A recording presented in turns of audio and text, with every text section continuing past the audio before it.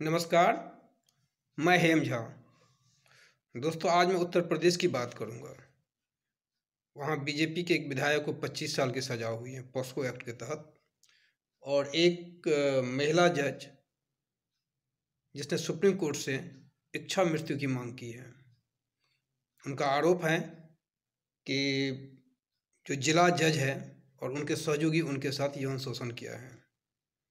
इन्होंने Allahabad high court में भी अपनी शिकायत दर्ज की थी, लेकिन वहाँ से खारिज कर दिया गया। शीर्ष अदालत में भी एक बार याचिका दी थी, वहाँ से भी खारिज कर दिया गया। जब उनको न्याय नहीं मिला तो उन्होंने सीजीआई से इच्छा मृत्यु की मांग की है।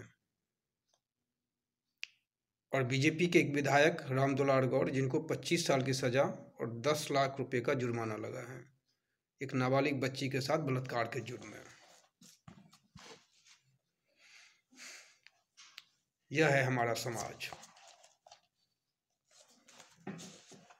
जहाँ एक जज इच्छा मृत्यु मांग रही है और जहाँ एक विधायक एक नाबालिग बच्ची के साथ बलात्कार कर रहे हैं और 25 साल की सजा में वो जेल के अंदर गए हैं। लेकिन कहीं इस समाचार को, इस घटना को कहीं प्रमुखता नहीं मिली है। ना तो किसी अखबार में, ना ही किसी न्यूज चैनल में, किसी मेन स्ट्रीम मीडिया में कहीं यह हेडलाइंस नहीं है।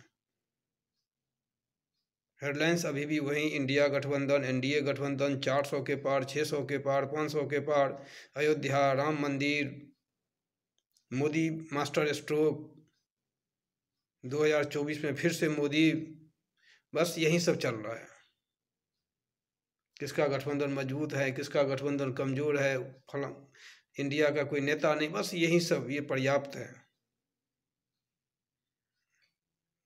न्यूज़ चैनल में बैठे हुए इस मंद बुद्धि के एंकरों सब के लिए या इन पत्रकारों के लिए ये काफ़ी है। इससे ज़्यादा इन सब से उम्मीद भी नहीं करनी चाहिए और ना ही अपेक्षा करनी चाहिए। आज का बुलेटिन, आज का अखबार का हेडलाइंस क्या होना चाहिए? इससे बड़ी घटनाएं और क्या हो सकती हैं? जहां एक विधायक एक नाबालिग बच्ची के साथ बलात्कार करता है, और ये घटना 2014 की है, और कल जाकर उसको न्याय मिला है। पॉस्को एक्ट से बचने के लिए उनकी 10th के सर्टिफिकेट के साथ छेड़छाड़ की गई थी, ताकि किसी तरह पॉस्को एक्ट से बच जाए। और एक जज जो दूसरों को न्याय देती है, वो खुद ही न्याय ढूंढ रही है और न्याय नहीं मिलने पर इच्छा मृत्यु की मांग कर रही है। और सीजीआई ने इलाहाबाद हाई कोर्ट से रिपोर्ट तलब की है, इस केस के स्टेटस मांगे हैं। हालात यहां पहुंच चुकी हैं।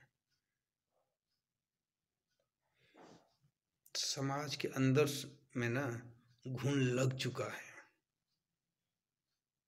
लोगों को दिख नहीं रहा है। एक्चुअली जब किसी क्या कहते हैं, जब घुन कहीं लगती है ना, तो बहुत बाद में पता चलता है। ऊपर से सब कुछ ठीक ही रहता है, लेकिन अंदर से खोखला हो जाता है। अब देखिएगा, किसी भी लकड़ी में जब घुन लगती है तो ऊपर से तो ठीक ठाक ही रहता है, हल्का सा एक होल रहता है, लेकिन अंदर से लकड़ी पूरी सड़ चुकी होती है। तो ऐसा लग रहा है कि समाज ना अंदर से सड़ चुकी है, लेकिन सब कुछ अच्छा हो रहा है, सब कुछ बढ़िया हो रहा है। एक ताकतवर प्रधानमंत्री इस देश में है, एक जिसमें निर्णय लेने की क्षमता है।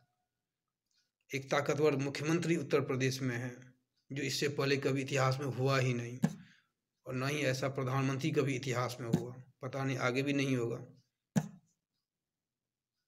पहला और अंतिम शायद यही सब है।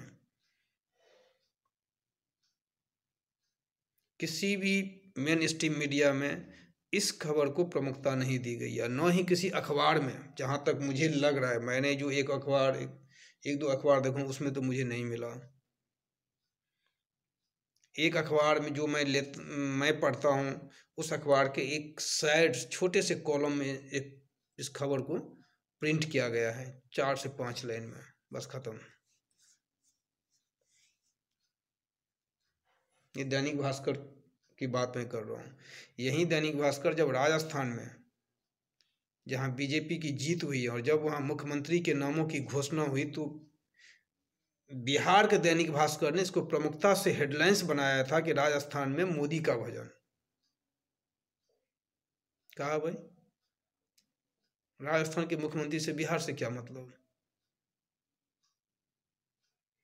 और अगर वो न्यूज था जो हेडलाइंस मैनेज किया गया उस न्यूज को लेके, तो ये जो विधायक को जो 25 वर्ष की सजा हुई है, क्या ये हेडलाइंस मैनेज नहीं हो सकता था? ये हेडलाइंस क्यों नहीं हो सकता था?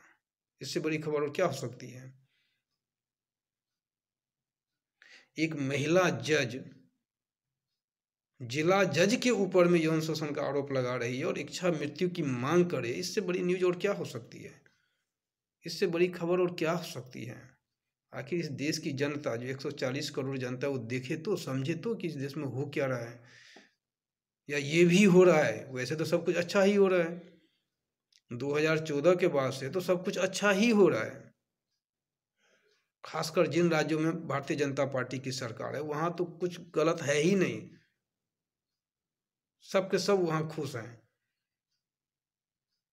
और जब हम देश की बात करें तो मोदी राज में सब खुश हैं, किसी को कोई कष्ट ही नहीं है, कोई दुख दर्द नहीं है। तो इस खबर को कौन प्रमुखता देगा? क्योंकि प्रत्यक्ष या अप्रत्यक्ष रूप से ये खबर भारतीय जनता पार्टी से जुड़ा हुआ है।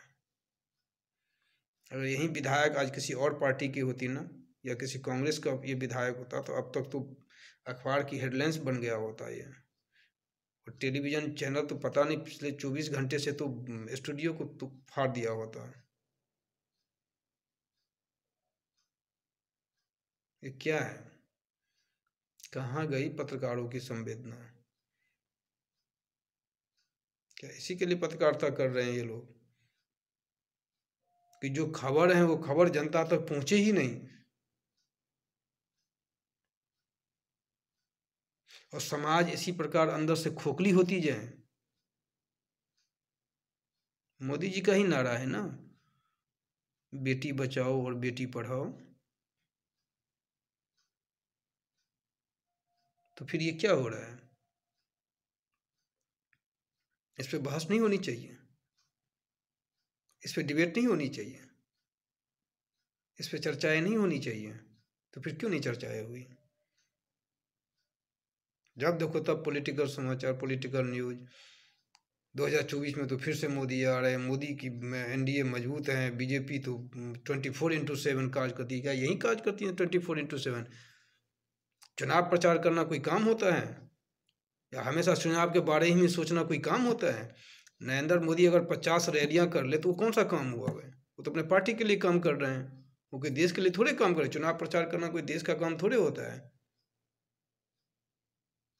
24/7 काम करते हैं। 24 क्या काम करते हैं? 24/7 देश के लिए या चुनाव जीतने के लिए? देश के लिए काम कर रहे होते तो फिर इस तरह की जो घटनाएं हो रही है ना, इस तरह की घटनाएं नहीं होती, और एक जज को इच्छा मृत्यु की मांग नहीं करनी पड़ती।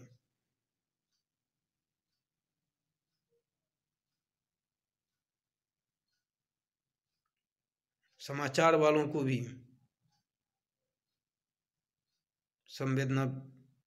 संवेदनशील होना पड़ेगा।